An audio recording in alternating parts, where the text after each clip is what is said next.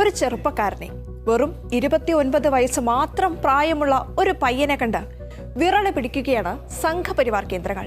അവനാകട്ടെ തളർത്താനുള്ള ശ്രമങ്ങൾ തണലായി കണ്ട് രാജ്യമൊട്ടാകെ വളർന്നു പന്തലിക്കുന്ന തിരക്കിലും.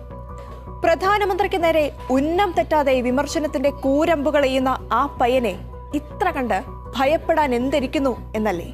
അറിയാം ധ്രുവ് റാഡിയെക്കുറിച്ച്.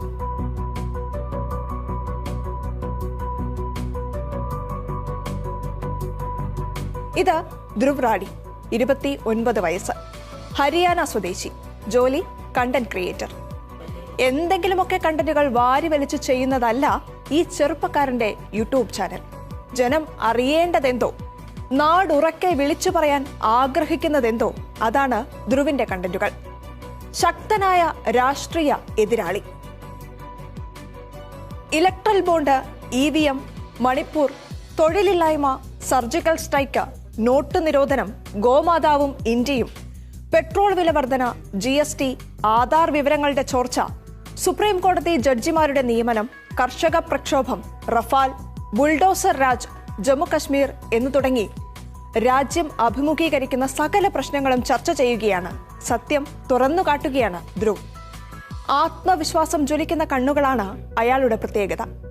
കാഴ്ചക്കാരോട് നേരിട്ട് സംസാരിക്കുന്ന രീതി, വസ്തുനിഷ്ഠമായ ലളിതമായ അവതരണം.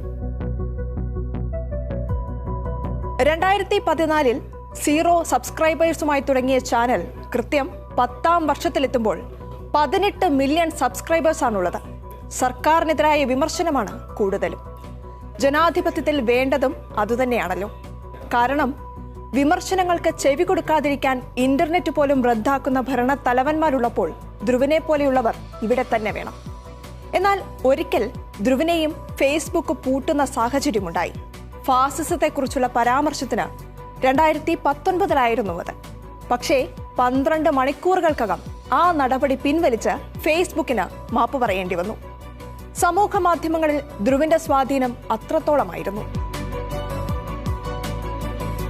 വിവാദങ്ങളിലേക്ക് വലിച്ചിഴക്കപ്പെട്ട ദ കേരള സ്റ്റോറിയെക്കുറിച്ചുള്ള ഒരു വീഡിയോയാണ് കേരളത്തിൽ ധ്രുവിന്റേതായി ഏറ്റവും അധികം ശ്രദ്ധിക്കപ്പെട്ടത്.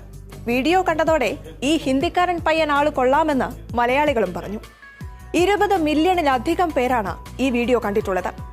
BJPയെയും പ്രധാനമന്ത്രി നരേന്ദ്രമോദിയെയും കടന്നാക്രമിക്കുന്ന ദ ഡിക്റ്റേറ്റർ എന്ന വീഡിയോ കണ്ടവർ ധ്രുവിന്റെ കുറിക്കുകൊള്ളുന്ന വിമർശനത്തെ, സത്യം വിളിച്ചു പറയുന്ന തന്റെ ഇടത്തെ കയ്യടിയോടെയാണ് സ്വീകരിച്ചത്. 24 മില്യണിലധികം വ്യൂസാണ് ഈ ഒറ്റ വീഡിയോയ്ക്കുള്ളത്. ഇതിന്റെ രണ്ടാം ഭാഗത്തിനുമുണ്ട് 20 മില്യണിലധികം വ്യൂസ്. പ്രതിപക്ഷത്തോട് ഭരണകക്ഷി സ്വീകരിക്കുന്ന അടിച്ചമർത്തൽ നിലപാടിനെയും ജനാധിപത്യ ധ്വംസനത്തെയും സർക്കാർ കൊള്ളയെയുമെല്ലാം അക്കമിട്ട് നിരത്തുന്നുണ്ട് ധ്രുവ്.